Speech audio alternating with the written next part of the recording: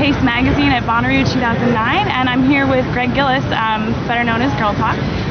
So Greg, last night you performed to a huge crowd until almost like 4:30 in the morning. How did that compare to the first time you played at Bonnaroo? Well, I definitely went on earlier last time, and I think that summer was basically the first time I really did any festivals. So Bonnaroo 2007 stands out in my mind as like one of the most fun festivals for that summer. I had a really good time. I thought the response was great. So I think this show was just a lot bigger, a lot later, and a lot more like insane and part of the crowd. Like the first year around we had some people on stage, but this year was like people climbing over barricades and climbing up on the tables and all of that stuff, which is cool. You know, it was kind of like the insanity of a normal club show just happened to be at the festival. Yeah. Well, speaking of having people on your stage, I was curious, like, what's the craziest thing anyone's ever done that you've just kind of, when you've invited them on? I've seen on a couple separate occasions normally at a club it's a bit like more the tight space, you know, there's like areas, sometimes we'll have inflatables on stage, so sometimes it's very busy up there, and on a couple separate occasions people have actually had sex on stage, but in such a way that it wasn't you know, it wasn't like they were showing off, or it wasn't like for a show, it was just like they were just having sex, like in the midst of like what was going on.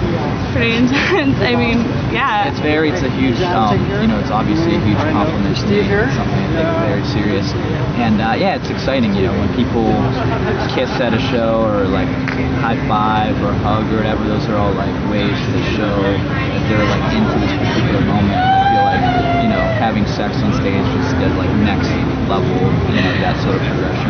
Well, with how many songs you sample, I mean, can you picture how many, like, this is our song kind of thing? I mean, you probably run through at least a couple of them. They'll probably have to like, you know, do it very quickly though, because it's like, I usually only sample songs for like maybe like 15 to 45 seconds. So I think that could be, you know, the sort of thing where it's like, if you're going to have sex on stage, it's like you're probably, you know, in it for a sort of short-term sort of experience. Not, you know, it's probably not. I actually don't know. You know, I've never actually had sex on stage, but I would imagine it's more of like a quick sort of affair, not like, you know, not like we're gonna have sex for like the last 45 minutes of the show or whatever. I can imagine. Well, you told Pace before that you're Greg Gillis and the computer, now your, you know, military computer is Girl Talk. So I was curious, like, do you start to see the computer as its own entity, or like kind of having a mind of its own? A little bit, you know. I definitely consider myself Girl Talk to a certain degree, but yeah, it's its own little thing. You know, I use a few of them, so but I've stuck with the same main one. You know, I have a few computers at home, but I kind of perform with the same one. So that one definitely has some character to it to me, and I feel like that's with anyone with their phone and things like that. And you know, I hear about a lot of concepts about people and machines coming together, sort of Terminator style. The whole concept of like singularity, you know, the moment where you were like officially attached to machines and things like that. So I feel like that's, you know, one step away from that almost, and I think that's where we're all going. You know, we're all becoming attached to machines that then become integrated into our lives, and then we need them, and then all of a sudden they're like implanted in our bodies and things like that. So I know I'm kind of getting on a tangent here, but yeah, I feel like the computer, to some degree, you know, it having a characteristic or it becoming its own being, it's like that. You know, you feel like it's you know, part of your band. Right, and especially kind of as this 21st century instrument. You know, it's not a wooden guitar. It is something, you know, it's technology, but you still want to have the same intimacy. Right, and I feel like a lot of people feel very close with their guitars and drums. Of course, you know, I think everyone to some degree has some sort of attachment to their computer, whether you make music on it or not. You know, it's a very personal thing, and think about all of the emotional experiences of, you know, reading emails or checking your Facebook updates and, you know, going like announcing to the world that you're single on Facebook and things like that.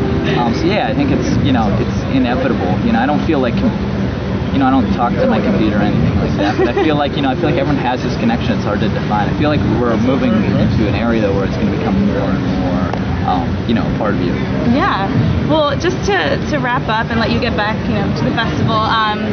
I mean, you've sampled probably from a ton of people just at this show, including the headliners, you know, Beastie Boys, Bruce Springsteen. But if you could maybe make, you know, the Bonnaroo 2009 mashup, like, can you pick some songs by some Bonnaroo artists you'd like to? Yeah, I mean, last night I played some stuff. I did remixes. I did some stuff that I don't typically do. So I did a little Dancing in the Dark Springsteen, which I've never sampled before. So I prepared that specifically for the show.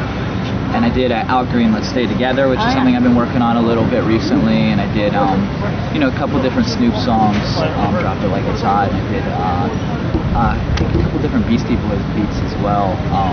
Check Your Head. I think who else is playing it? Oh, I did some Nine Inch Nails on the record and things like that. It's the first song off of Broken Wish. I sample with the Wish guitar. So yeah, I tried as much as possible. When I play a festival set, I don't want to force anything into the set that wouldn't normally be there. So I wouldn't sample anything I wouldn't sample anyway. But when it's like a lot of the artists here, I'm a big fan of, and people I would actually sample. So if I were to sample them, I try to actually sample them at the show. Yeah, it's great. Well, thank you so much for talking to us. It was great meeting you. Cool, thank you.